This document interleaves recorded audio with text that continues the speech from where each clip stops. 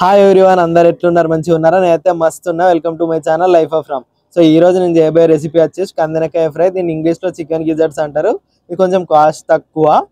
Next వచ్చేసి ఒక pan తీసుకొని దాంట్లో మనం సరిపడా ఆయిల్ వేసుకోవాలి. ఇంకా ఫస్ట్ అయితే నేను మసాలా ఐటమ్స్ వేస్తాను, లైక్ లవంగం, చెక్క, ఆకు, సాజీరా.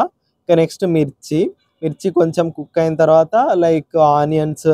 ఇంకా ఆనియన్స్ అయితే గోల్డెన్ బ్రౌన్ కలర్ వచ్చేంత వరకు ఇంకా మూత పెట్టి చూసుకోవాలి. గోల్డెన్ బ్రౌన్ వచ్చిన తర్వాత మనం కందనకాయలు వేసుకోవాలి.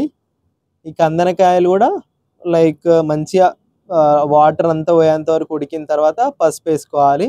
ఇంకా నెక్స్ట్ పసుపు వేసుకున్న తర్వాత అల్లం వేసుకున్నాక ఇంకా కలుపుతూ ఉండాలి. కింద మాడకూడదు, ఇంకా మాడుతూ ఉంటుంది. ఇంకా చూసుకుంటూ కలుపుకుంటూ ఉండాలి.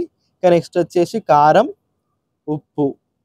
కానీ అయితే కారం ఎక్కువ తింటా, అందుకే ఎక్కువ వేసుకుంటా. ఇంకా ఆయిల్ అయితే మొత్తం పైకి తేలుతుంది, కొంచెం ఆయిల్ ఎక్కువైనట్టుంది. ఇంకా ఫైనల్గా సెట్ అయిపోతుంది మీకు ఫ్రై చేస్తూ ఉంటే. ఇంకైతే మొత్తం ఫ్రై అవ్వాలి, కింద అడుగు మాడకుండా కలుపుతూనే ఉండాలి మొత్తం. ఇంకా లాస్ట్ కొంచెం ధనియాల పొడి, కొంచెం చికెన్ మసాలా వేసా.